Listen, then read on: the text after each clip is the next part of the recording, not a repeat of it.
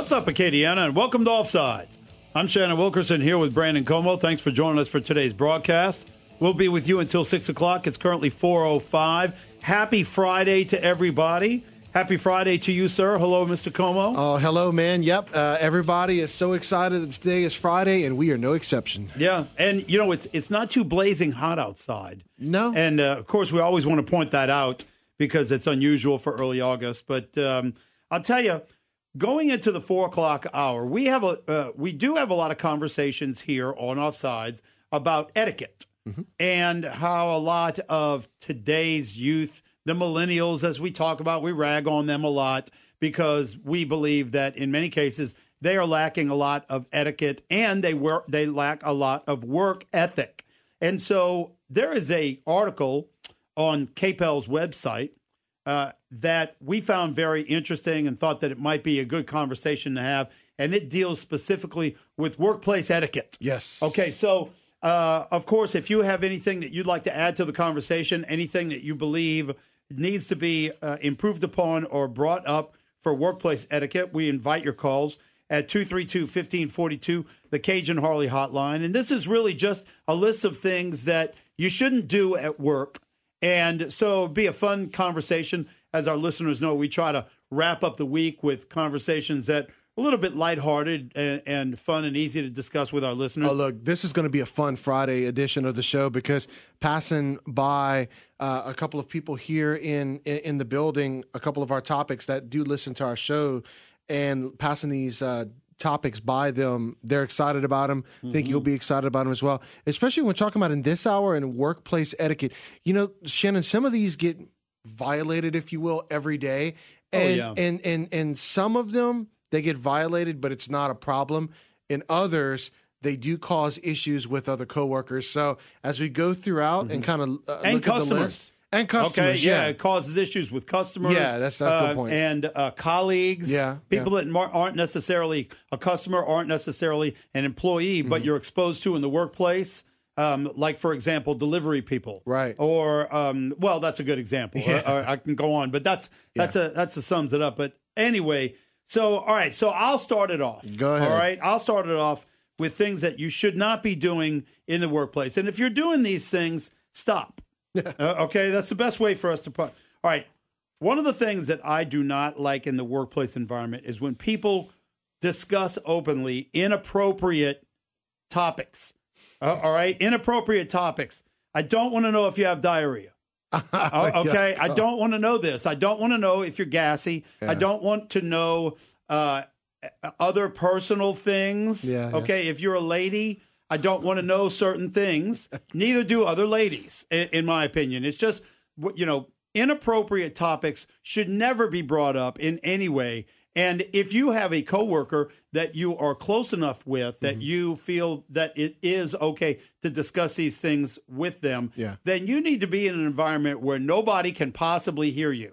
Okay. Like, for example, if you and I, you know, discuss something off of the air that we wouldn't necessarily discuss with other people here at Town Square because we work together every day. Exactly. All right. And so those workplace relationships do exist. And so you do get to, and I believe that that's how this happens. I think that people get in a comfort zone because they're sitting in, and I'm talking to Brandon about something. And so I therefore let my guard down and I discuss it with Brandon in front of other people. Right. So anyway, be aware of what is and is not appropriate to bring up in the workplace. Well, it is about having respect for others, and that's what a lot of this is going to be about. It's having respect for others.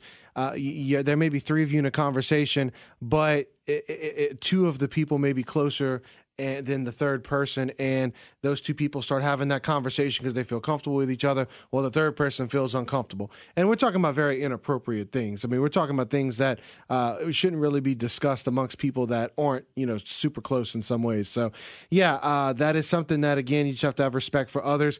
One of mine that I noticed on this list and wanted to start off with was those that are negative all the time. Okay. You know, there's always one or two of those in a workplace setting that it doesn't matter what happens. You could have the best possible news. Sales might have been up, ratings might have been excellent. something good and great happened with your company, with your business, but there's a lot of times that one person that will always find a negative spin on it. You know, the saying that says, well, finding the positive in everything. This person finds the negative in everything, and they're draining, and they're the kind of person that when you hear them coming down the hall, you almost want to hide and find somewhere else to go. Yeah. Oh, I agree completely. And I've worked with people like that, and I've been in meetings with people like that, manager meetings specifically, and I really just didn't want them participating in the meeting in any way, shape, or form, because they did exactly what you're talking about. It wouldn't matter what the topic was. And, I call those people, remember Debbie Downer? Yeah. On Saturday Night Live? Yeah, that's a Debbie Downer right there. And it's hard to be productive with those people, even though they're not necessarily bringing up personal issues.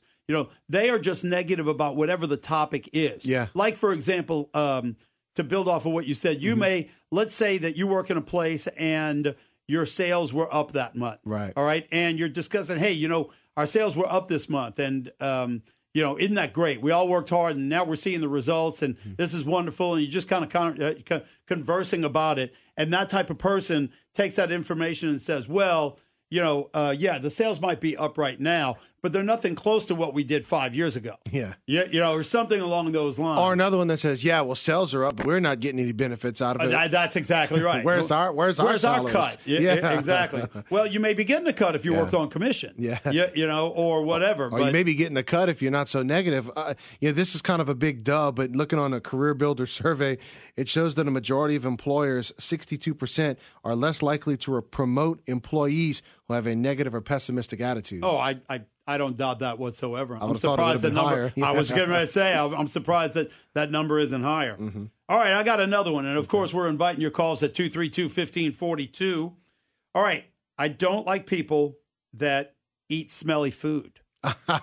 Okay, smelly food is smelly. Like for example, if you bring hard-boiled eggs to work with you, and I eat hard-boiled eggs all the time. Okay, right. So. I don't want to, not that there's anything wrong with it, because I don't want to get a call from somebody who's been offended, who's a hard-boiled egg eater.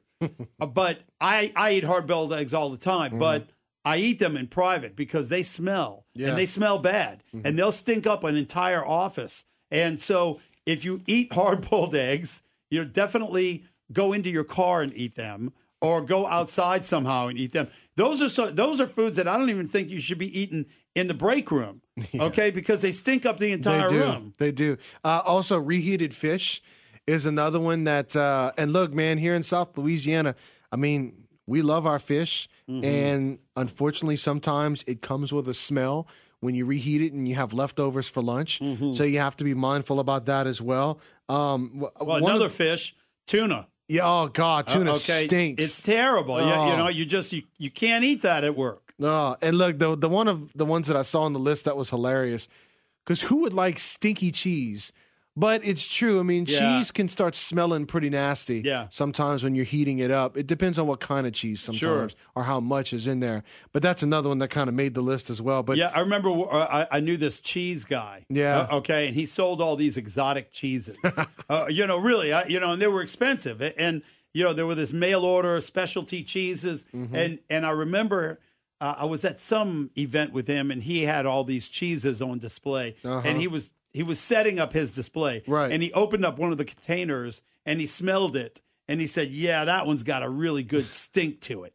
And I said, "What are you talking about?" He said, "I'm telling you, the more exotic the cheese, the worse it stinks." And he was loving it, huh? Loving it, absolutely loving it. 232-1542. All right, we invite you to be a part of the conversation. Caller, you're on the air. Go ahead. I just wanted to say a little something about that sticky cheese. Look, if you don't smell it before you eat it, it's really good. But if you smell it before you eat it, there ain't no way you put it in your mouth. Yeah, sometimes it's like that. I guess the only exceptions are the standards. Like American cheese. Yeah, that's not going to smell anything. Right. Hey, and I agree. Eat that stuff at home. Don't All bring right. it to work. Thank you, Thanks caller. for the call. And here's the other thing, 232-1542. Not just eating smelly food at your desk, but making sure that the foods that you eat aren't crummy and messy. Very messy and just easily to get all over the place. And if it is, make sure you're eating over a trash can. Yeah, even something as simple as eating a po' boy can be really messy because sometimes French bread crumbles up like that, and it gets all over the place. And so, yeah, you're right. You need to be aware if you're making a mess. So don't bring smelly or messy food. Exactly. Keep it simple. 232-1542. All right, caller, you're on the air. Go ahead. All right, couple of things. Number one, who determines what is offensive in a workplace or in a teacher's lounge or wherever? We do. Society does. Society does. Do you? Well, okay. Do you disagree with any of the things we're saying?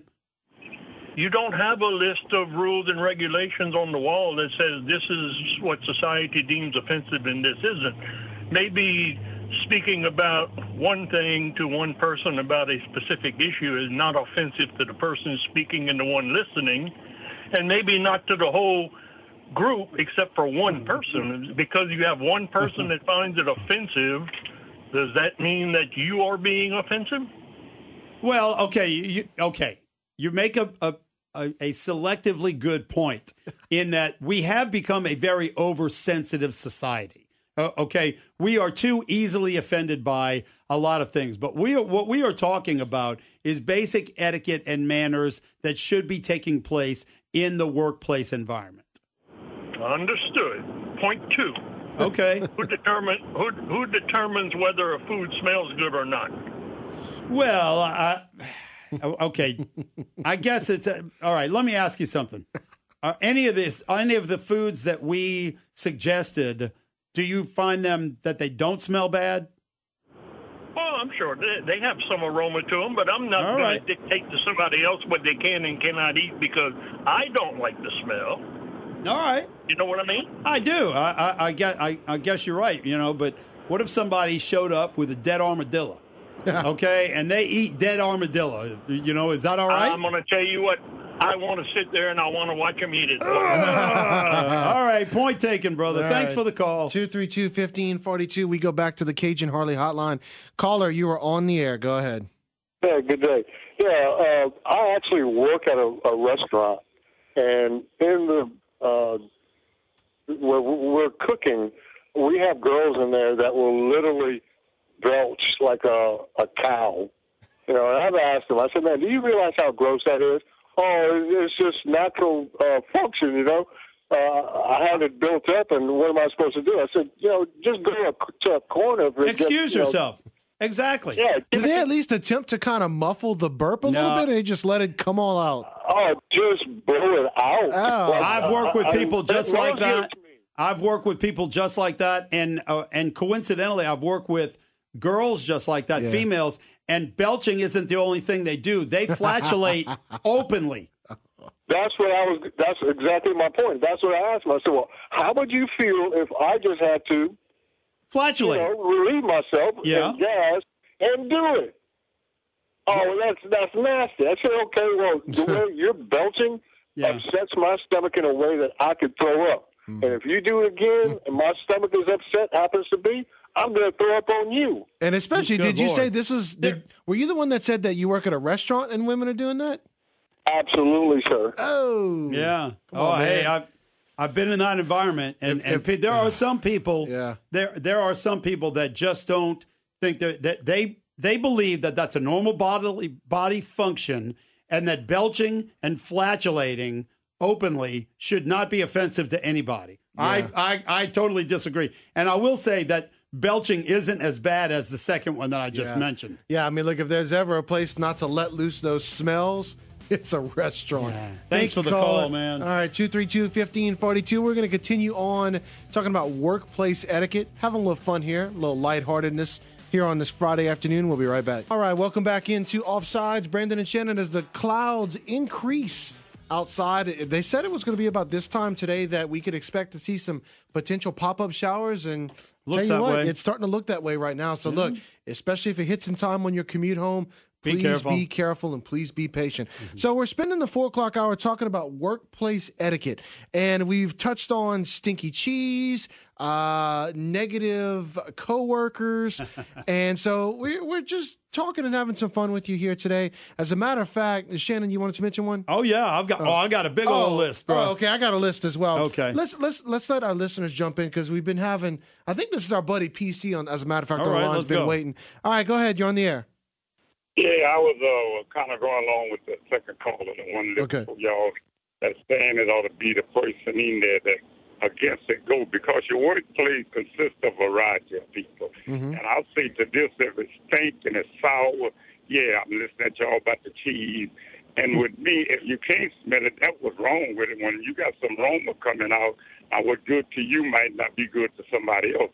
But you keep saying the workplace. If you got a workplace, you ain't got just one kind of people in there. That's a variety of people. Yeah. So whether you're saying workplace, like it's just a particular kind of group of people there, you got all sorts of people in a workplace. So I would say the person, it shouldn't be constructed like it stinks. Just if it ain't sour, I don't think you ought to have to go outside. I think it ought to be the person that is a sin, because the workplace consists of a variety of people. It ain't no just one certain person, and what stinks to you might not be stink to me. So when we cooking, I can smell that aroma, and what's good to me. That's the way with us. I always smell good cooking, barbecue, gumbo, whatever. See, somebody might think the smell of pig's feet is something that smells awesome, but I don't. Yeah. I hear you. You know, I would have a hard time eating with somebody that eats some foods that I don't particularly care for. Yeah. Okay. Not just because of the way that it smells, but because of the appearance of it. Yeah, I mean, it's a good point. You know, in the workplace, you need to be inclusive of everybody that works there. And I think that there needs to be a happy median. Yeah, I was supposed to say that. Thanks for the call. Thank you. Yeah, I mean, it's finding that balance between worrying about offending everybody for everything, but also having respect for others as well. Right. What stinks and what doesn't. 232-1542. All right, well, let's go back to the phone lines. Caller, you're on the air. Go ahead. Yes, good afternoon. Hey. My grandfather told me something. He goes, in the workplace, if you wouldn't say it to your grandma, don't say it. You know, I mean, it's kind of you got to use judgment there. As far as, that was the greatest generation, though. They were gentlemen. They didn't do things like insult people at work and things like that. Sure. This era, not so much. You've got a lot of men and perhaps women that are less than what I would, we might consider being a gentleman or a civil discourse. Think of the president. Just think of his job environment. The civil discourse he has to deal with, the entire globe. You're talking about a building. Yeah. He mocked handicapped during the election. Yeah, I mean, They talked about grabbing pussycats. That's not very civil discourse. That was close. We need civil discourse in this country badly. We also need less, what do you want to call them, citizens that will just blindly follow either party. That's part of the problem. All right, now we're getting into politics. Yeah, all right. Thanks for the call. Sounds like an agenda there being pushed. We're definitely, we're trying to have anti-Trump agenda there. Yeah, that's right. Let's not turn workplace etiquette into anti-Trump discussion. Good all right, Lord. 232-1542. Caller, you're on the air. Go ahead. So to redirect this conversation back to flatulence, I would just like to put out a PSA out there. It is better to belch and taste it than to fart and waste it. Thank you. God. That is bad. Oh, man. Thanks for the call, I think. Yeah, 232-1542. That was clever. Yeah. Okay, I got one. All right, go for it. Okay. All right, listen, when you're in the workplace and you are given instructions on how to do something or to do something, don't intentionally ask stupid questions. All right, this is a pattern that I've seen over a period of years where somebody is given a basic task. And I don't want to say a simple task, but a basic task that if they're not sure how to do it, maybe asking 2 or 3 simple questions to get some direction on how to get the task completed is acceptable and reasonable. But I have seen people go into a barrage of unnecessary, unreasonable, stupid questions to try to, I don't know what the attempt is. Well, sometimes just try to derail what the objective is. Or something like that. Mm-hmm. Or sometimes it almost seems like they're stalling, okay? Or just trying to think of, all right, what else can I possibly ask about this?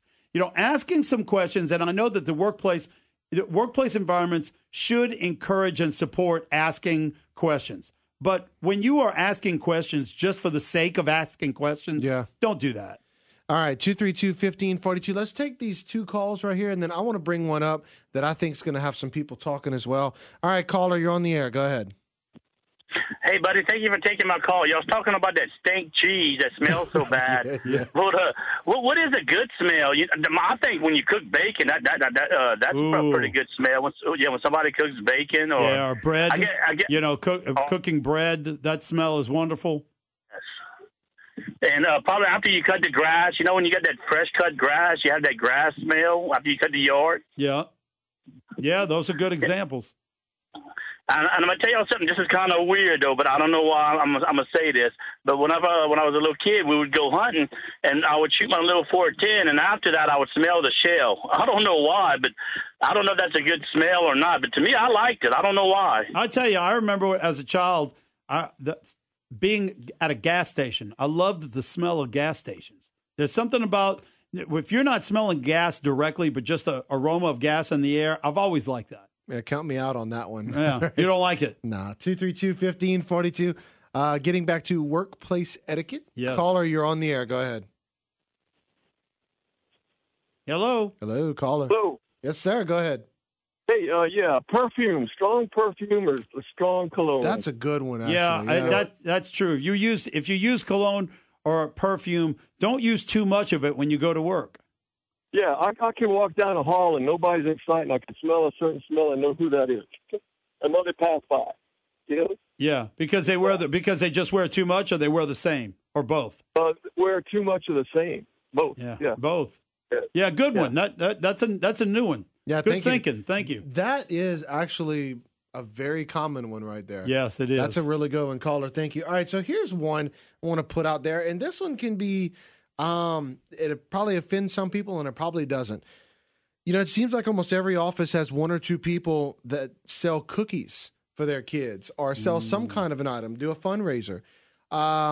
Sometimes, like say Girl Scout cookies, there's a lot of people around, this office that get very excited for that. Yes. They get an opportunity to buy some Girl Scout cookies, help out a good cause at the same time. There are others who, and I think sometimes it depends on the approach. I've seen some people that will put out a mass email that says, hey, my kid's got some cookies to sell, and if you'd like to be a part of it, here you go. And then some people will bring the little child with them. The parent will bring the child with them. And that's like, that's unfair. You can't tell the child no. Yeah, that's cheating. So that's unfair marketing ploy. Yeah, whether it's the cookies or whether the child is selling something else, like maybe trying to raise some money to go to a camp for the summer. Raffles. There's a lot of raffles. And I they'll agree. have the child with them, and the person is sitting there and is feeling guilty as if they have to give something because you can't tell the child no. I'll tell you. That is why we should be using social networking. Mm-hmm. Okay, that is a social thing. And so that's when you have friends at work that you may be friends with on Instagram or Snapchat or Facebook, and you can post it, and then they will see it, and then they see you at work and say, hey, I need to get some Girl Scout cookies from you. I saw that you posted it. Mm-hmm. But that's the difference right there. There's an excellent book that I read years ago that I recommend to so many people for many, many reasons, and it's called Boundaries. Mm-hmm. And it is just a really good read, and you learn about a lot of different things in relationships and in social settings and in the workplace environment. Mm-hmm. All right, 232-1542. Going back to the Cajun Harley hotline. Caller, you're up. Go ahead. Yeah, y'all were talking about things that I'm just catching it, but maybe that'll send you at work and what have you. But my thing is all the foul language that that guys use out riding a van, and they just dropping all kind of 4-letter words that I particularly don't care for. So It's not just guys, by the way. It's not just guys, but it's on my list as well. Okay, inappropriate language in the workplace is frequently tolerated, but it's commonly overused. And I'm talking about even in the workplace environment. Now, like if you work in a bar, you're going to have a lot more vulgar language than if you work for a neurologist. Okay, big difference right there. But you'd be surprised that when the patients aren't around, how these coworkers will openly speak to one another. And, it can't be totally stiff. You want to have a workplace environment where people are comfortable. However, I think that most people can agree that there are some vulgar words that are less acceptable than others. Well, sure. And like I said, and people nowadays I find they use it's just like normal conversations. They don't even think about it. Whereas, people like I that really don't use it, just won't have to tolerate it in anything. Yeah. Good, Thank you, sir. Good addition. Thank you. All right, 232-1542. Caller, you're up. Go ahead. Go ahead, caller. Hello, caller. Yes, you're on. Hi, guys. Thanks for having me. Fish sauce should never be allowed in an office. What is that? What? A coworker of mine. Fish sauce. Fish sauce. Fish sauce? Like tartar sauce? No. Oh. It is pungent. Ooh. I had a coworker of mine that it smells like rotted fish. But she was going to put it in her pho, but she knocked it off her desk, and it got embedded into the carpet. Oh, man. And it smelled like rotted fish for 2 weeks. That's something Mr. Clean can't take off. I got to tell you, I'm not familiar with that at all, but it doesn't sound very good. Okay, so. now I'm looking at some of the different kind of fish sauces. Fish sauce. Like Thai It's a Kitchen fermented- Premium Okay, fish so sauce. this is for Asian food primarily? Yeah, like it was for pho. Ah, yeah, It's a okay. fermented fish sauce. Yeah, I see it. I see what you're talking about. If yeah. you ever get a chance, if you're at a Asian restaurant, ask them just to take a smell of it. No. Thank you, though. Thank you, caller. All right, no fish sauce. All right, 232-1542. Caller, you're up. Go ahead. Yeah, my biggest pet peeve would be people who use speakerphones and don't close the door, or excessive speakerphone usage. Yes, that's a great one, man. I agree completely. I don't want to hear their conversation. Tell you another thing. I don't want to talk to somebody who's on the speakerphone. Yeah. Many times I'll make a phone call or answer a phone call, and I'm speaking to somebody that is on a speakerphone, and it's very difficult to understand them and the static of the background noise. And a lot of times I got to tell them, look, man, you're going to have to get off the speakerphone. Pick up the headset, and sometimes you need it because you're doing something with your hands on the computer, and what you're doing on the computer is involved what the conversation is about. Yeah, exactly. I use it often, but when I do, I get up and I close my door. I mean, I have the luxury of being in an office. I can close the door. Yep. In fact, I work places that had cubicles where the speakerphone button was disabled because of that. Good one. Thanks for the call. Sir. All right, 232-1542. Caller, you're on the air. Go ahead. Hey, guys. First of all, I want to tell you about that fish sauce. Yeah. I'm sure you know about it. In the Philippines, and the guy inside, her breath was really bad. It's true. I was kissing her one day. It was the fish sauce and a balut, which is one of those eggs. But I want to tell you one thing about in the Philippines. You'll notice in all the offices and stuff, the girls don't use dirty language. Unless it's in their language, you don't know. But how do you know? They might be cursing you out the entire time. Hey, you know what? They might be doing that too. You know Never what? thought about it. I'm finally calling you out. I don't think you've ever been there. I've been there 10 times. I don't believe you. You give me your email address. I'll send you some pictures. All right, man. Give me your email address. All right. I'm just cutting up. Thanks for the call. All right. We'll go ahead and take this quick commercial break. I think he took that one personal, Shannon. He did? I think he took it personal. Well, people ask me about him regularly, about the guy from the Philippines. Yeah. And I wonder, if he's actually been there or if that's his shtick. Well, we'll go ahead and take this quick commercial break, get some more calls in right after this. Welcome back to Offsides, everybody. Shannon Wilkerson, Brandon Comeaux, talking about workplace etiquette, things that you should not be doing in the workplace. And I'll tell you, Brandon, it's been interesting because we actually got a few people that were that called in that objected to some of these additions to the list because they think that it was discriminating against people, right? Because we were talking about how you shouldn't bring stinky food into the workplace, and there were a few phone calls that were very supportive of people being able to eat whatever they want. Yeah. Anyway, I found that to be very interesting. Okay, I got one before we move on. Go ahead. Okay, excuse me. I've worked with some people that constantly interrupt. All right, and they interrupt in conversations that they're not even a part of. Okay, let's say I'm working in a workplace environment, and you are a customer of some sort or a coworker, and you and I are talking about something that's work related. Okay. All right, we're not talking about the Saints. All right, we are talking about something specific to the workplace environment, and then there is another person that is nearby that is listening in, and then chimes in with comments about whatever it is that you're talking about. And when they are not, it's not a three-way conversation. All right. This is strictly a two-person conversation back and forth. And then this third person butts into the conversation regularly simply because they can hear what's happening. And it's as if they think that since they are in the room or they are in listening distance of the conversation, somehow that invites them into the conversation. Yeah, no, I've seen that happen before as well. And it can definitely be something of a nuisance for sure. 232-1542. Let's go ahead and get some callers in as well. I'll share another one myself. Caller, you're on the air. Go ahead. Thank you, fellas. I'm probably going to upset a lot of people with this, but as an employee, I get one lunch break and another short little break during the course of the day. However, it's my fault because I'm not a smoker. If I were a smoker, I get absolutely as many breaks as I need to go outside and smoke. But since I've chosen not to be a smoker, I get a lunch and one small break. So horrible work break because the bosses overlook that. They just go outside and smoke, almost like, it's okay. Go ahead and get extra breaks because you're a smoker. I'm so proud of you. That's absolutely correct. He's right on that. Because people do when they smoke, they take a smoke break once or twice an hour. And absolutely, and that's right. And they are afforded that time off, if you will, just because they have that habit. And, I thought he was also going to mention the fact that, you may be, in an area and someone comes and smokes in your area, not in a prohibited area, but in, whatever area that you're at, enjoying some time. Some people get bothered by that as well because sometimes they have a hard time breathing in that smoke. Oh, but now that I'm on a roll, too, you can't smoke in most buildings.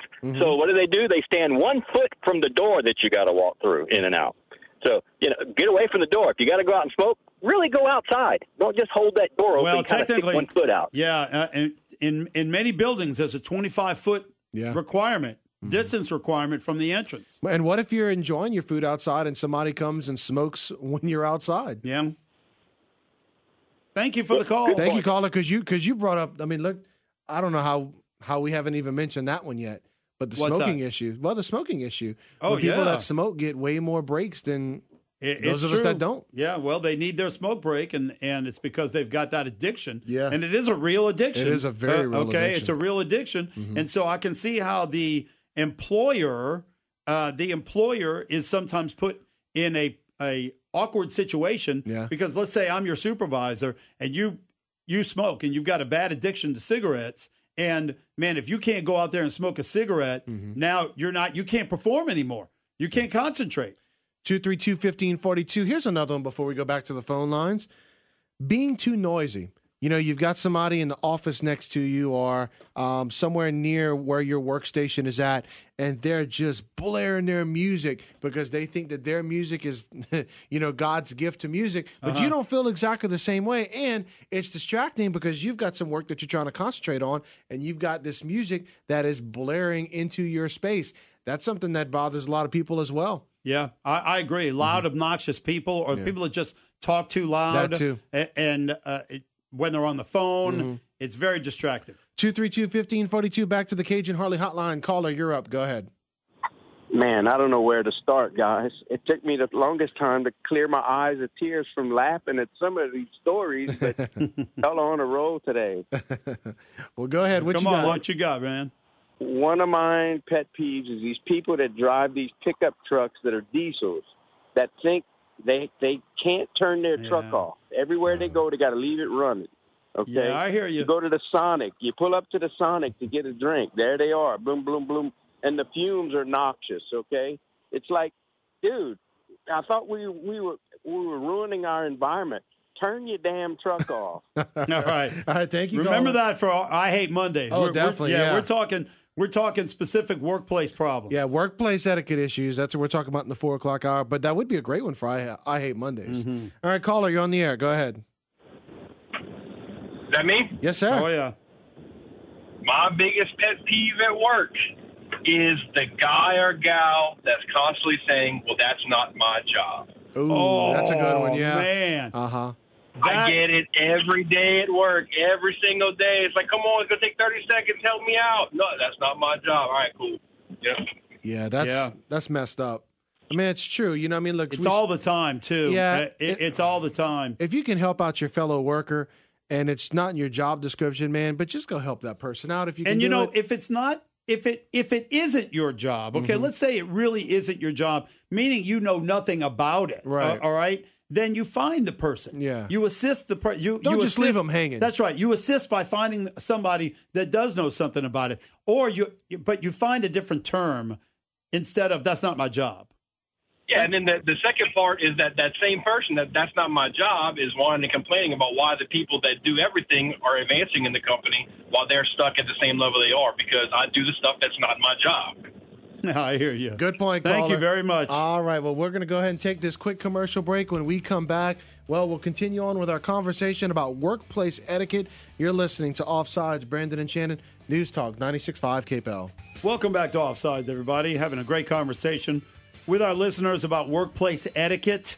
You know, we complain a lot here on Offsides about work ethic. People lack a lot of work ethic. And I think that if some people would just apply some good work etiquette, they may begin to build some work ethic because there's some, if you have better work ethics, if you have more better workplace behavior, I think that then you will take your work and your job more seriously. Absolutely. I think so.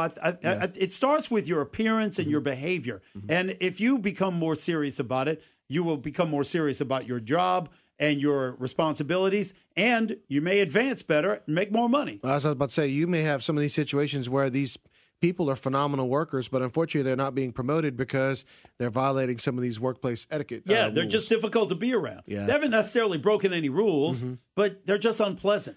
232-1542. All right, we head back to the Cajun Harley Hotline. Caller, you're up. Go ahead. Is it me? Yes, sir. Oh, cool. A long time ago when I was, I guess, a young man, probably 21, 22, I worked at the bottom rung of the bar industry, bar backing, I guess you'd call it. And the owner was great, but, you know, when you're real busy and you're trying to focus on your job, he can't be bothering you, offering you free shots and stuff all the time. You know? Yeah, do you mean the owner was offering you free shots? Yeah, he was like, "Hey, have you ever?" Okay, well, I know it's not me. Okay, because I thought for a minute, you were talking about you were maybe a former staff member of mine, and you were winding up to say something that I had done wrong. But if it was giving the employees free shots during the work while we were open, I know it's not me. Okay, no, it was some place over by Del Champs or something they used to have. Okay. All right. Well, thank you, it's sir. a good one. Thank you very much. Yes, All do right. not get your employees drunk while they're on the clock. Yeah, 232-1542. And speaking of getting drunk, you know, that we talked about that before with office gatherings and such, that some people have to watch it because when they get drunk, they get out of line. Oh, yes. They get they may be running around people's personal space. They may be running around the Christmas party with a Star Wars mask on. And things like that get a little crazy. 232-1542. All right, caller, you're on the air. Go ahead. That's me, huh? It's you. It's you. All right. Well, here's one. It has to do with the parking lot at work. When you have the guy that comes in with his shiny new truck and takes up 2 parking places in the front of the building. That's a good one. He doesn't want to get a ding on his new truck. Let me tell you something. If I wasn't a Christian, God-fearing woman, he'd come back out and find a truck underneath his ding, I'll tell you. Yeah, I hear you. How about just going to ask him to park normally? Oh, no, that's what he said. I don't want dings on my truck. Oh, wow. That's just that's he's just more bothersome important than the rest of the world. That's just the whole climate. Everybody's about themselves. There's no courtesy. There's no letting people in. It's just the world the way it is right now. Yeah, that's right. Everyone's a narcissist. Thank you. All right, thank you, ma'am. All right, let me introduce one before we go back to the phone lines. All right. Unseemly bathroom chatter. You're using the restroom. You're in the process of using it. You haven't gone to wash your hands yet, and someone comes in and starts talking to you. Yeah, now listen. To you as you're relieving yourself. I agree completely. There should be no conversation in the bathroom. All right? Maybe small at the sink. chat. Maybe at the sink. Yeah, That's exactly right. Only at the sink. All right? That's one of those things. Boundaries. Okay? There's a certain boundary. And when when I'm going, I don't want anyone talking to me, and I don't want to talk to anybody. Yeah. Maybe that makes me unsocial. I don't think so. Especially if you're really going and you really don't want to be bothered at that time. That's exactly right. All right, 232-1542. Caller, you're on the air. Go ahead. Yes, loud phone calls at work. That's not about work. Yeah, that's a great one. Y'all got a great show, too. Oh, thank you. Appreciate that. It. All right, 232-1542. Caller, you're up. Go ahead. I'm not narcissistic, but I tell you what, I can tell you the last 2 new trucks I bought got dinged the day after I bought it. Now, I will not take up 2 parking spots, but I will go park out in the middle of nowhere. Well, there's nothing wrong with that. Absolutely. You're willing to take the extra steps in and out of the building to try to keep your truck from getting dinged up. Yeah, it still happens, but it's like, like if I park next to a Lexus, I will make sure that I just slowly get out to make sure I don't hit them. But it's, people don't have the same respect. That's why all the big cars park next to the big cars, and the new cars park next to the new cars. I mean, that's the same people that the ones that drive the clunkers, don't ride them. They'll ride their bumper because they will stand on their brakes and take you to the courts. Yeah, I hear you. Thanks for the call. Thank you, sir. 232-1542. Okay, I've got a quick one. Go ahead. Okay. I really, people that are know-it-alls in the workplace environment that think that they know, and they very well may be quite knowledgeable and an extensive knowledge about the workplace or other topics, but people that want to show off all of the knowledge that they have, kind of basic, just know-it-alls. I think that this also works against them when it comes to workplace relationships and the possibility of advancement, because it's very difficult to be around those people, I find. I think there's, to jump off of that as well, or to expand on that, those that when they hear an idea in a meeting, they will take that idea, rephrase it as their own, add a little bit to it, and it makes it, and then take credit for it. Yeah. That's something that can really upset a lot of people, especially if you're in a big meeting setting. Yeah. 232-1542. We go back to the Cajun Harley hotline. Caller, you're on the air. Go ahead.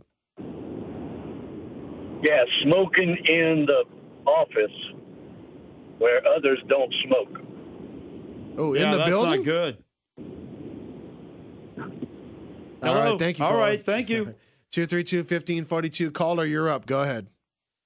Hey, guys, we have this snacks at work in these little buckets of crackers and things like that. And there's bowls that sit right next to them. But certain people will reach their hands inside those buckets and pull out their crackers. Yeah, I don't like that. I can't ever eat out of a common bowl like that. We just recently got dispensers, which is great. Thank God. But before that, people would reach in there, and we got clients from all over the world. Anyways, thanks, guys. Yeah, I mean, everybody's hands, the germs from their hands is all over all of the food in there. So if you get a chip out of a common chip bowl where everybody is eating out of, you are exposing yourself to all the germs of all the people that have eaten out of that bowl. Then it becomes like the flu bowl. It's disgusting, and then you wonder why you got cold sores 2 days later. All right, thank you. All right, one more call. You're on the air, caller. Go ahead. Yeah, I got one. I don't know if it's been covered or not yet. Go ahead. But given the different pay scales of people and where you work and what they can afford, and I'm not saying that is where I'm at now, but I've worked at a few places over the years internationally as well. maybe it's not a good idea to do meth, crack, cocaine, or any of those things on the job. That's never a good idea. Yeah, it's never a good idea. Don't do methamphetamine when you're on the job site. Right. And even if you do it before you get to the job, just stay home. All right. Yeah. Thank you, Forever. caller. All right, we appreciate it. All right, we're going to go ahead and take this quick break for a news update. We'll be right back. What's up, Acadiana, and welcome to Offsides. I'm Shannon Wilkerson here with Brandon Comeaux. Thanks for joining us for today's broadcast. We'll be with you until 6 o'clock. It's currently 5:07. Great, happy Friday to everybody. It's got that Friday feel all around the building today. It does. That's right. People are cutting up. People are dancing in the lobby a moment ago. There was some soft drinks that were brought in, and people were dancing around the soft drinks. A lot of happiness over here. Yes, there and is. Speaking of happiness, Yeah. on Fridays, we usually try to wrap up the week with one or two lighthearted topics for us to discuss, things that people can be involved in with our conversation. You know, with today's news and the issues, social issues that are going on nationally, internationally, statewide, and local, you know, sometimes it can be very wearing on people. And I know that it is for me. And, you know, a lot of this is very dark and disturbing and deep conversations that we have sometimes here on Offsides. We do try to make them as entertaining and fun as they can be. Yeah. But some of these things are not fun at all. They're serious issues that we talk about here. And so we try to wrap up the week with something a little bit lighthearted and that everybody can be involved in the conversation. Absolutely. And that's what we're doing today. So we talked about workplace etiquette in the first hour, and now we're going to talk about if you live in the South, don't do these things, and talking about the importance of manners and some etiquette mistakes that you can remember as a child, going back to your childhood, that you were taught not to make by your parents. Oh, absolutely. Living here in the South. Yes. And some of them are going to be specific to certain areas. Yeah. Locally here in Acadiana, of course, I'm from New Orleans, so I have a lot of things that pertain specifically to New Orleans. And so we invite your participation in the conversation at 232-1542, the Cajun Harley Hotline. So I'll kick it off with one that you don't do if you live in Louisiana. Okay. All right? You don't stand in front of one of those ladders at Mardi Gras.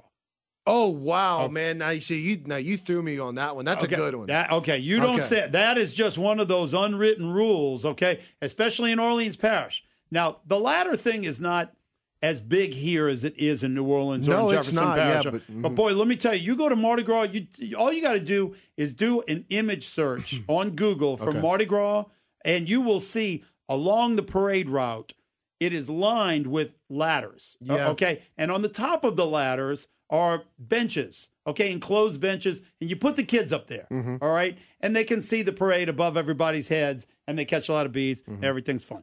All right, but one of those unwritten rules is, boy, you don't stand in front of those ladders during Mardi Gras. Yeah. Because you will have some grief. Well, yeah, you might knock the person down that's at the top of it. That too. Okay, you might knock the ladder over. Yeah. But like I said, that's just one of those unwritten rules. Man, let me tell you, in Louisiana, don't stand in front of that ladder, boy. That's a good one. All right, 232-1542. We invite you to be a part of the conversation. I've got one, and this is, everyone can identify with this. You do not arrive at someone's house for dinner or a party empty-handed. You just don't do it. Now, look, if you're single, maybe you get away with it, but especially if you have a spouse, don't you arrive empty-handed to a party or to any kind of a social gathering without bringing something. Yeah. You know, it doesn't have to be some big thing. It could be just something as small as bringing, a 3-liter bottle of Coke. You just got to have something to contribute to the party. Yeah. No, that's a perfect one. All right, 232-1542. We go to the Cajun Harley Hotline. Caller, you're on the air. Go ahead. Yeah, one thing for me when I was growing up is I'm always got a baseball cap on all the time. I'll walk in my grandmother's house with a hat on my head, and you better watch out because she will take it off and she will swat you with it. Do not wear your hat on in the house. All right. That's a good one. That's a good one. Now, that's a very good one that makes me curious, as well as the one that you just mentioned, Brandon. Yeah. I'm wondering how specific that is to the South, or if those rules apply nationwide.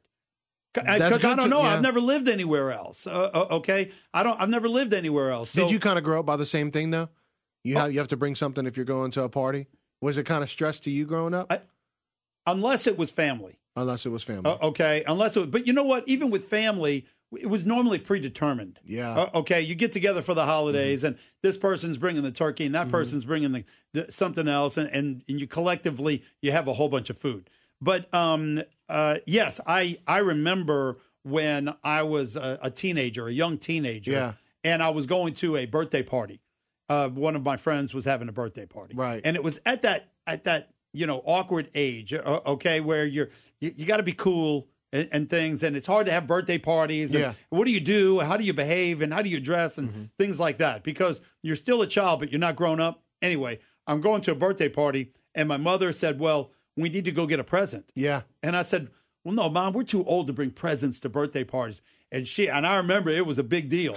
She said, oh, no, you do not go to a birthday party without a present, and that present must be wrapped. Yeah. Okay, the present, you can't just show up and give the person the present. Anyway. Well, because look, as guys, I mean, we don't always care if it's wrapped or not. It's, hey, is something sweet that you gave me? Like, I mean, sweet, like, is it something cool that you gave me? Okay, but yeah, for women, man, it's like, hey, you better make sure that thing is wrapped. That's it, you better be wrapped. And look, I was talking about this with somebody before the show and about bringing things to a party, and he said the thing that aggravates him is if someone tells him, hey, don't worry about bringing anything, because if you don't bring something, then maybe that one person that told you that thought that, but other people around you don't feel the same way, and you might be the only person that didn't bring something. So that's kind of like one of those things where somebody's telling you that, but you don't necessarily want to listen to them because you don't want to look bad later on. Yeah.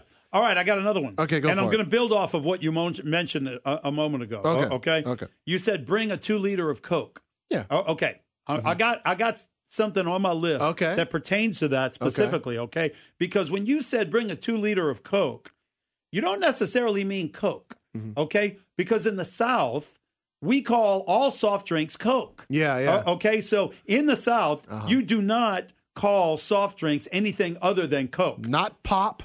It's not soft drink. It's not soda. Yeah. You know, even if it's another brand of soft drink, you still refer to all soft drinks as Coke. And they say, okay, well, we got to go to the store and get some Coke. That may mean Sprite. Yeah. All right. You say you go and get some Coke in another part of the country, it might mean something completely different. That's exactly right. 232-1542. All right, caller, you're on the air. Go ahead. Hello. Yeah, you don't go to Go ahead, caller. You don't go to a funeral or church dressed trashy because you're going to hear all the old people talking about you. No, you don't do that, man. Yeah. Thanks for the call. All right, 232-1542. Caller, you're on the air. Go ahead. Hello. All right. We're out. All right, 232-1542. Caller, you're on the air. Go ahead. Yes, this is along with the party thing here. I thought it was a genius move that my sister did. Invited everybody over for a Christmas party. Everybody brought food to eat and everything. Come to find out, she was getting married that night. So everybody catered her wedding for her. Wonderful. Yeah, that was actually very smart. Nice story. You know, I mean, it's not something you do in the South, but I figured it's along lines of a party and yeah, I get you. Food trucks to party, so there it is. It catered her wedding and one less bill to pay. Nice. There it is. Thank you. I wish I'd have thought of that. 232-1542. Caller, you're on the air. Go ahead. Both my parents were from Louisiana, but I was raised in Idaho. Yeah. And up there, you just don't talk the same. So I would come down for the summer, and my grandmother would ask me a question, and I'd answer, yeah. And I would get fussed up and down. You say, yes, ma'am. Yeah. It's on my list. So I would get used to saying, yes, ma'am. Honest story, 6th grade, I went back up to Idaho, first day of school. The teacher asked me a question, and I said, yes, ma'am. I was threatened to be sent to the principal's office for being a smartass. Oh, really? Oh, man. Total. Yeah. I tell you. It's like, I will send you to the principal's office if you're going to be smart. Oh, my goodness. Well, didn't do that up there. Well, I tell you, I have a story similar, but the opposite response. And I think that the ma'am thing, the yes ma'am and no ma'am, and I don't think it applies the same with sir, all right? yes, ma'am, and no, ma'am is definitely expected a lot more than yes, sir, and no, sir. Yeah. But I think that that's really a Louisiana thing, and I'll tell you why. We were in Houston one time, and I was at a drive-thru, and I was speaking to the lady in the drive-thru about our order, and she asked me a few questions about what we wanted, or if just about our order.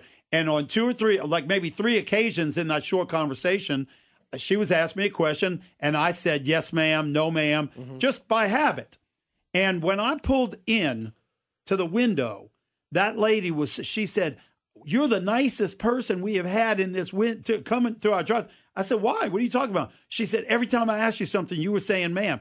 I said, well, that's Louisiana. Okay. And that was just right there in Houston. So I think that ma'am, the yes, ma'am, and no, ma'am thing is definitely exclusive, at least in the wide uses, how widely it is used right here in Louisiana. Now, I will say this: not everybody subscribes to that down here, because I'll say this: I could remember in working, my first job before this, and I could remember as I was about 18, 19, still addressing, especially the women, as yes, ma'am, and even the men as yes, sir. And some of the women would fuss at me for addressing them that way because they said it made them feel old. I said, well, it has nothing to do with your age. Yeah. It's just me showing you respect because you're a woman and I'm still a teenager. Yeah, well, I'll tell you, and I think that you've experienced this. You're to an age where you probably experienced this, where people that you think are really, and they very well may be close to your age, right?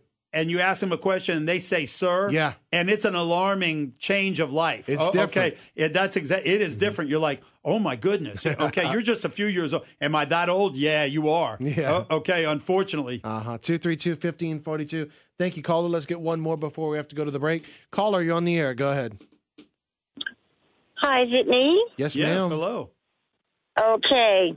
I think when we have people that come to our house to do carpenter work or yard work or anything like that, we feed them. We give them a plate lunch. Yeah. Or we fix them something to eat and give them something to drink. We've always done that. My daddy did that, and now I do it.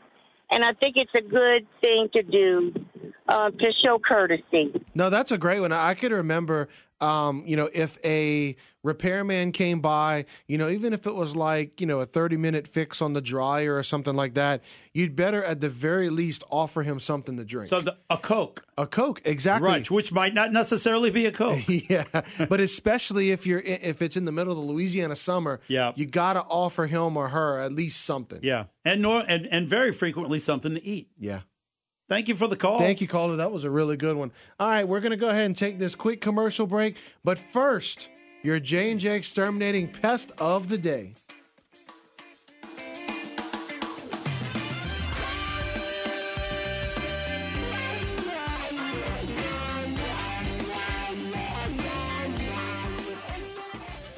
Time to call in the experts. It's the J&J Pest of the Day. All right, so we head to San Antonio, Texas for this one, as charges are being filed against the Texas man accused of threatening to kill and dismember the mother of his child. Now, officials in San Antonio say Matthew Merritt threatened to leave the woman and take their son with him. On top of that, the 33-year-old allegedly said he would kill her, and cut her into pieces if she tried to take custody of the child. Merritt was arrested on Tuesday night and charged with making a terrorist threat. So, Matthew Merritt from Texas is your J&J Exterminating Pest of the Day. Man has no manners. And welcome back into the show, 232-1542. We invite you to be a part of the conversation. If you live in the South, well, you don't do these things. That's what we're talking about here, talking about etiquette being crucial here in the South. So I got one to add to the conversation, Shannon. All right, now this one is one that really does bother me. Not saying please and thank you.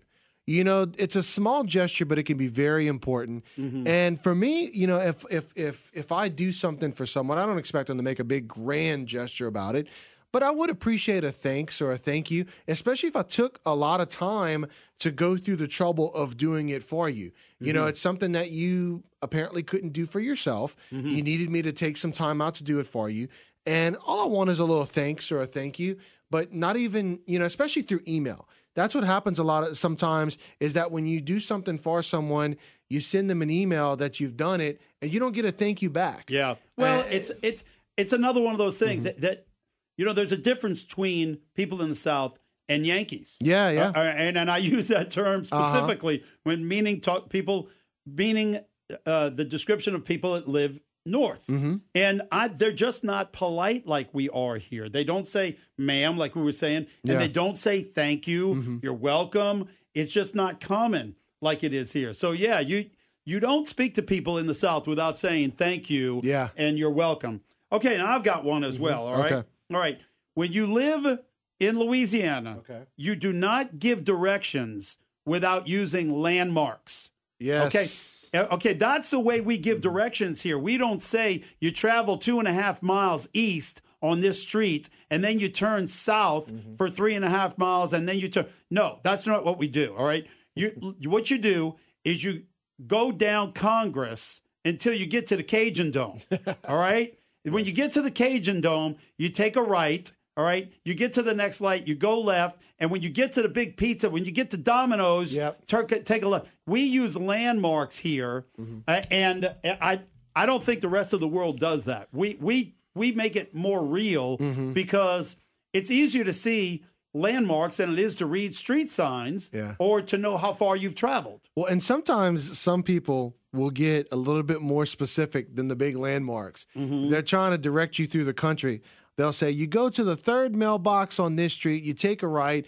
Then once you go down there, you'll see a barn. You make sure you take a left on the road after the barn. That's right. They don't know the name of the road. No names. They've been of the traveling there their whole lives. Yes. And I'm guilty of that. I had to give somebody directions recently, and I'm telling you, I go to this place all the time. I had no idea what the name of the street was. Yeah, you take a left at the oak tree at the end of such and such. That's exactly right. It's like, wait a second. Yeah, there's a hotel on the corner. Yeah, 232-1542. All right, we go back to the Cajun Harley hotline. Caller, you're up. Go ahead. All right, go ahead, caller. Hey, you there? Okay, all right, we lost man. him. Sorry, pay attention, y'all. 232-1542. Caller, you're up. Go ahead. No, I was on hold all that time. Well, no, we were talking to the caller actually before you. But go ahead, you're up. Call again. Hello. You're there. You're on the air. We can hear you perfectly. Hello. All right. Sorry. Okay. I don't know. Yeah, I don't know. Maybe it's muted. 232-1542. All right, caller, you're on the air. Go ahead. Hello? Hey. Yes, hello. Can you hear us? Yes, sir. All right. What's up? All right. Here's one. This goes to the going to somebody's house kind of thing that y'all touched upon a little while ago. Okay. All right. Never show up at somebody's house and fix you a plate of food and don't eat it. All right. Yeah. You mean like just wasting the food? Yes. Yeah, you better know what you're eating when you go to somebody's house. You know, that's so true because I can remember growing up, being told, look, now you're going somewhere that you may not like this food, but you have got to eat your food because you don't want to be disrespectful to the person that cooked it. You better clean that plate. Clean that plate. Man, I did that once, and my mama, I caught hell. Ooh, Lord. All right. Because my mama was a member of a Pokino circle. And did you know your son showed up over here the other day, made him a plate of food, and he didn't eat nothing? Oh, my goodness. Oh, Lord. All right. Thanks for the call, man. Thank you. All right, 232. And look, as a child, I would think, well, maybe can we, tell the person that I don't like that? But God, no. No. As a kid, you have to know your place. You better be careful. All right, 232-1542. All right, caller, you're on the air. Go ahead. Is that me? It's you, hello. ma'am. Yes, ma'am. Okay. It's funny because I could hear the whole the last call, like it was me. Like I was talking to you, but the other guy was talking. But that's why I was confused. Look, I grew up in we're glad you got back in, Yeah, Mel. thanks for calling back. You absolutely did not go without saying yes, ma'am, and yes, sir. Yeah. So it's not just Louisiana thing. Okay. It is a North Carolina thing, too. So, but I will tell you, as a Southerner from North Carolina, when I moved down here, somebody said, how does it feel being a Yankee? Oh, them's fighting words. Yeah, well, I mean, look, because North Carolina does fall in the South. I mean, that's a big argument. Yeah. Okay, where does the South begin? Okay, and a lot of people think North Carolina, up in that area, the Carolinas, is the. But I mean, I consider like Tennessee in the South as well. I think so too. But that's like a brackish. Okay, that's the brackish area. It is like Kentucky. Kentucky's kind of like a ish, but North Carolina, we're definitely Southern. We say y'all, we eat grits. We are Southern. I hear you. Thank you so much. Thanks for the call. All right, 232-1542. That was a good phone call. Yeah, I'm glad she got back in. All right, caller, you're on the air. Go ahead. Me? Yes, ma'am. Yes, hello. Thank you. Welcome from the great state of Louisiana. Uh-huh. I just want to mention the difference between the north and south of Louisiana. All right. Oh, gosh, yes. No. I was in North Louisiana, no names mentioned, Monroe, and I was in a parking. Yeah, you're right. I was in a parking lot, and some lady sneezed. I was in the grocery, and I went, "God bless you." She turns around and looks at me. I went, "Yeah." She goes, "What?" I said, "God bless you." Oh, she says, "I never hear that up here, and I'm from blah blah." I said, "Well, I'm from South Louisiana." We always say that. No, that's a good one. Look, man, and weird people up there, weird people from other places, they say Gesundheit. Oh. Okay, that's dumb. I have another one, please. A very short one. That's all right. Go ahead. Help me out. Okay, remember you were talking a little bit about landmarks. I love landmarks. Well, I worked in an area where I had to dispatch, let's say, people, repairmen. Okay. And let's say, no names mentioned, way in the country somewhere off of a country road. So I called the customer and said, "And what's your address?" "Well, it's box 49. "Okay. Listen, just come down such and such highway. When you see a Walmart bag on the fence line, that's my house." Yeah, keep in mind. I tell you, my brother lived in Pearl River, and if you had never been there, he kept a mailbox. It was a mailbox way, it wasn't even his mailbox. Yeah. All right. But the mailbox was on the road to get to his house. Right. All right. And everybody that lived in that area, they kept a balloon on the mailbox so they could tell people where to turn. So there was always a balloon there. So they'd say, "Look for the balloon on the mailbox, and that's the road you turn down."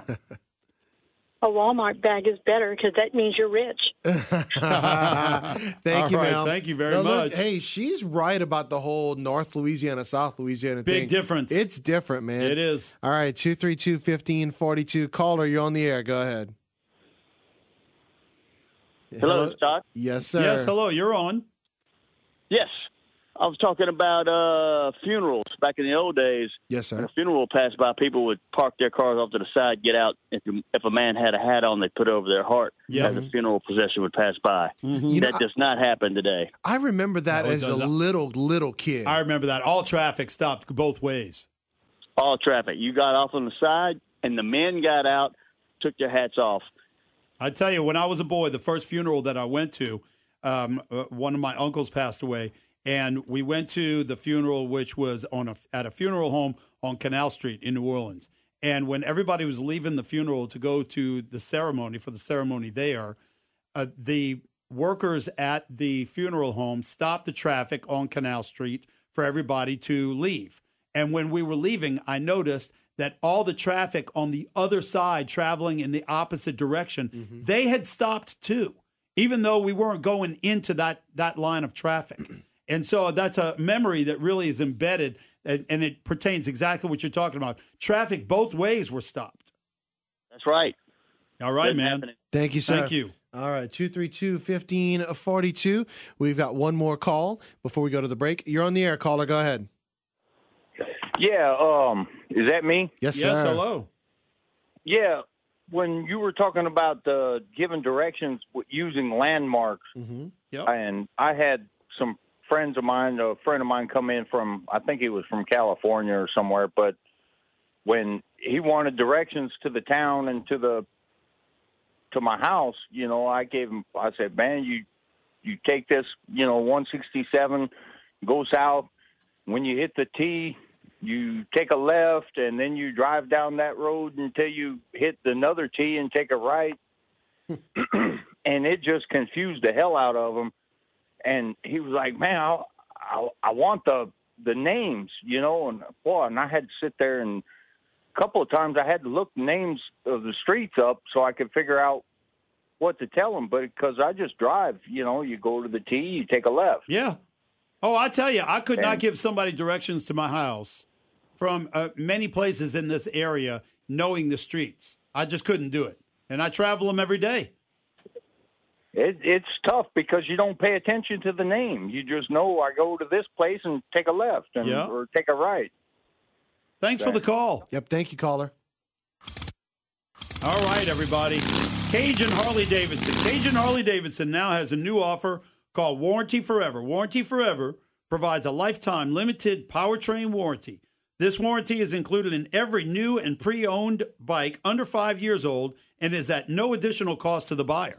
Also, Cajun Harley-Davidson is the only Harley-Davidson dealership in the state of Louisiana that has the Warranty Forever program. Now, regular maintenance is required, so make sure you go into Cajun Harley-Davidson and discuss the details with one of the awesome sales team members. All right, everybody, we'll be right back here on Offsides. Keep those entertaining and fun phone calls coming in at 232-1542. And welcome back to Offsides, everybody. Shannon Wilkerson, Brandon Comeaux.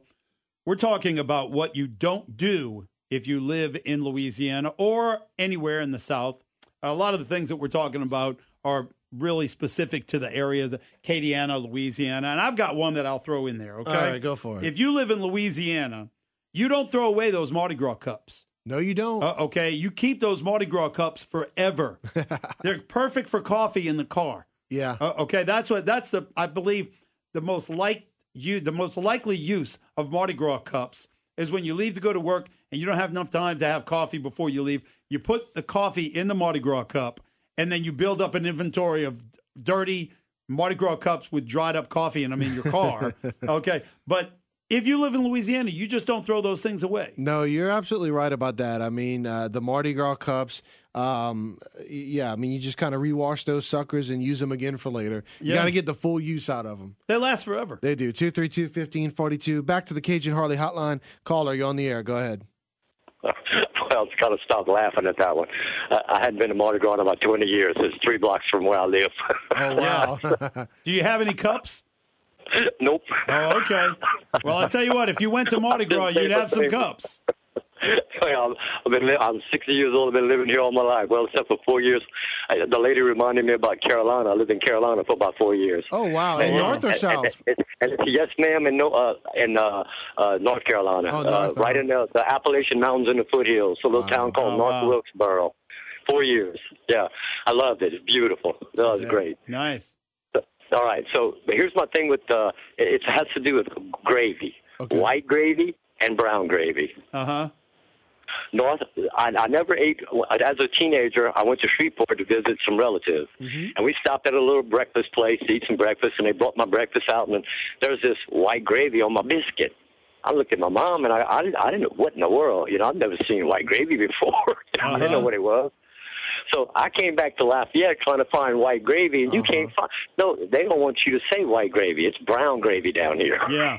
I'll tell you another Right? thing. Yeah. I'll tell you another thing. If I could add on to that, in New Orleans, if spaghetti sauce is called red gravy. Yeah. Okay, we grew up calling spaghetti sauce. That's red gravy. There you go. It's just everything's colors. Yeah, look, I'll tell you, my wife from North Louisiana introduced me to white gravy. Now, I may have had it 1 or 2 times before meeting her, but I don't remember. And I'll tell you what, man. White gravy? I love some white gravy. Oh, yeah. Oh, I love some white gravy. Delicious. Thank you, caller. Thank you. All right, 232-1542. Caller, you're up next. Go ahead. Yes, sir. Listen, I got 2 things for y'all right quick, and I'm going to make it fairly quick. All right. First one is born and bred in South Louisiana. Anybody west of the Sabine, east of the Mississippi, and north of I-10 is a Yankee. All right, I got you. North of I-10? North of I-10, and you're a Yankee? Man, that's rough. Man, so you're saying the people in Karen Crow are Yankees? North of I-10, yes, sir. All right. Oh, man, you calling me a Yankee. I grew up in Karen Crow. That's strict. Oh. That's strict. Listen, this is the next one. The difference between the North and the South, and this is not mine. This is Louis Grizzard. He said it can be explained in one simple word, okay? The word is spelled the same in the North and the South. It's N-A-K-E-D. Up north it's pronounced naked. Means you run around with no clothes on. In the South it's pronounced naked. You run around with no clothes on and you're up to no good.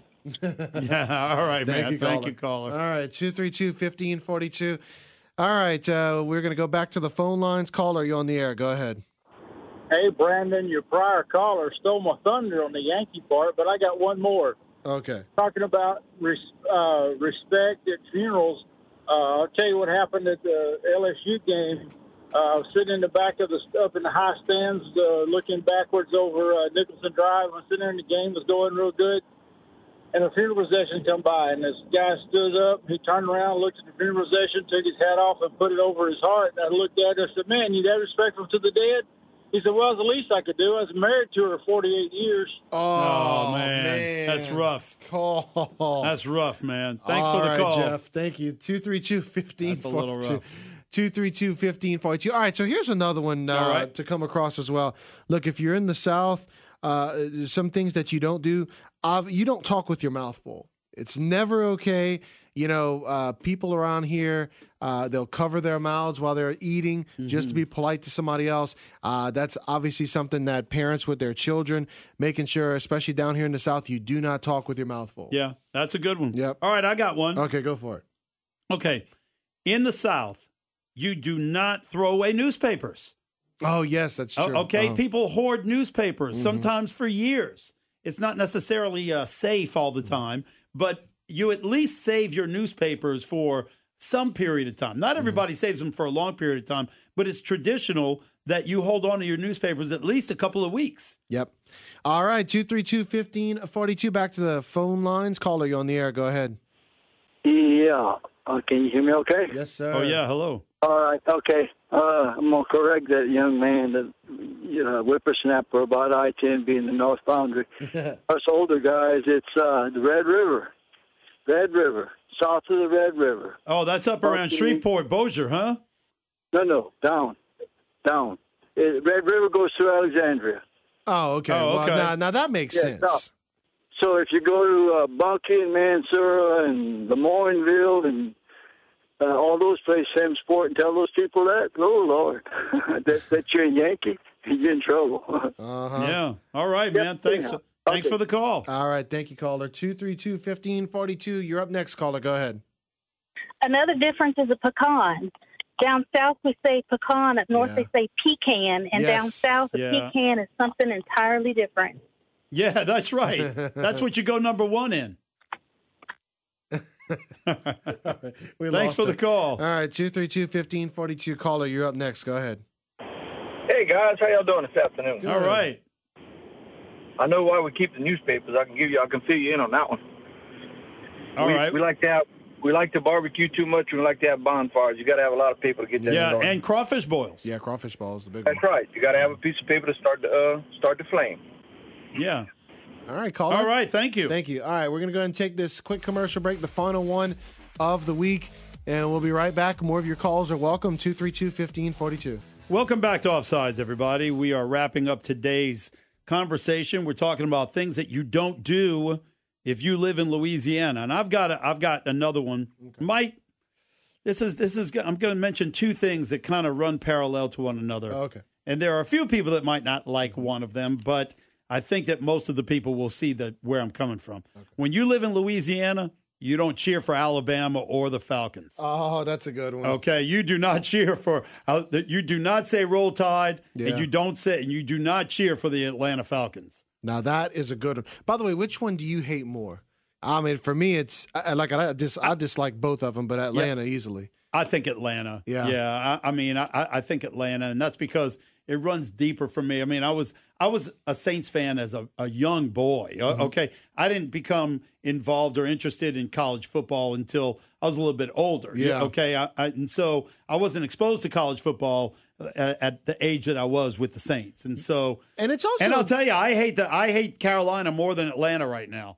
Okay, but Atlanta's got that long-term hatred. Well, and it's also the way that Atlanta won its games. Big Ben. Very heartbreaking fashion. Man. Alabama has beaten LSU in some pretty dominating games. Yeah. Okay. But Atlanta has just ripped the heart out of Saints fans numerous times in games that the Saints should have won. But I'll tell you something. Mm-hmm. In the Sean Payton, Drew Brees era, we own them. Okay. It's a lot better, yeah. It's a lot better. We got a lot more wins against them than they have against us. Yeah, you're right about that. 232-1542. Caller, you're on the air. Go ahead. It's me? Yes, hello. All right, very good. When I was a teenager, my dad told me, son, you could go anywhere you want, stay out as late as you want, but you better tell me where you're going, and you better not make me tell you more than twice to get up in the morning. All right. Basically, you're responsible if you stay out and party too much. Absolutely. Hey, but look, man, don't. you want to party, you want to party and drink with the big boys, you better pay the price.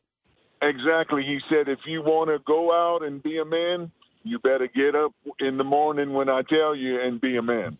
All right, man. Thank you. All right, 232-1542. Caller, you're up. Go ahead. Hey, this is anybody visiting the South. Understand that all areas have their own little jargon, and when you're going to eat out, watch what you're ordering. I grew up in Texas, and I've been living in New Iberia since '97. If you order a hot dog from New Iberia, what you're going to get is a wiener with chili on it. If you order a chili dog, you're going to get a bun with just chili on it. And you're thinking, where's my wiener? So if you're a restaurant owner, put some parentheses beside those items to warn the people, you know, what they're actually going to be getting. You know, that is a cultural thing that he's talking about there, about with chili dogs. I can't imagine having a chili dog without the meat inside. Yeah, but there are places that do that, though. Yeah, but there's no dog. Okay, no that's dog. a chili bun. It's a chili bun. Yeah. All right, thank you, caller. All right. 232-1542, talking about if you live in the South, you don't do these things. All right, caller, you're on the air. Go ahead. No, All man. right. Well, never I'll tell you mind one on that thing. one. Yeah, you don't call offsides and hang up. That's what you don't do in the South. All right, here's one. All right, since we're hearing about this with phones kind of spurred my thoughts on this. All right. And it's, again, it's not for every single person, but for many people, if you're down south and you're on the phone with someone, you end the conversation, such as saying goodbye, see you later, you know, something like that. Get on the phone with someone from the north, and there are many times where you may be in a conversation with them, and you're expecting a goodbye. Okay, goodbye, have a good one, and they just completely hang the phone up on you. Yeah, or they'll say, all right, and then they'll hang up. And that's I it. see that on television, too. Yes, yeah. And I say, people don't speak like that, but apparently they do in other places. It's more of a northern thing. Well, they're just rude. And I mean, that's how it just comes rude off to right us there. in the South, yes. Well, you say goodbye. Yeah. All right, or I'll talk to you later. Yeah. All right. 232-1542, back to the Cajun Harley hotline. Caller, you're on the air. Go ahead. Yes, how you doing? Hey. Yeah, good. If you live in Louisiana, for the presidential election, general election, you shouldn't vote Democrat because normally your vote's not going to count, right? All right, man. I guess. Thanks for the call. I guess some people could say it used to be the opposite. Yeah. Because Louisiana used to be a Democrat stronghold. Yeah, that's right. All right, 232-1542. Caller, you're up. Go ahead. Hey, guys, y'all brought up the Falcons, the Dirty Birds. Yeah. When I was a little boy, and it never failed, and my dad was a big Saints fan, but he they lost so much back in the day. If we scored 17 points in a game, he's like, oh, there it goes. We done. And I'll be darned if we wouldn't lose that game. Every single time, 17 points, we lose. I've never noticed the 17-point threshold. Yeah, I guess so. Go back and look. Whenever the Saints scored 17 points, we would end up losing that game. Huh. All right. That's interesting. I'm going to look that up. I'm curious. All right, caller. Thank you so much. 232-1542. We go back to the Cajun Harley hotline. Caller, you're up. Go ahead. Hello? Yes, sir. Yeah, hello. Hey, speaking of hello, your thought about the phone call a while ago spurred a thought in my mind that in the South, when you call someone, especially when you know who you're calling, always say hello. You know, don't wait for the other person on the other end. Okay. Okay. Yeah. So if you're initiating the phone call, is what you're saying? Well, I mean, the receiver is going to say hello, but at least have the courtesy to say hello back and. Okay. Yeah. Instead of just getting right into it. Yeah, that's right. You say you acknowledge them. You acknowledge them with some sort of a greeting.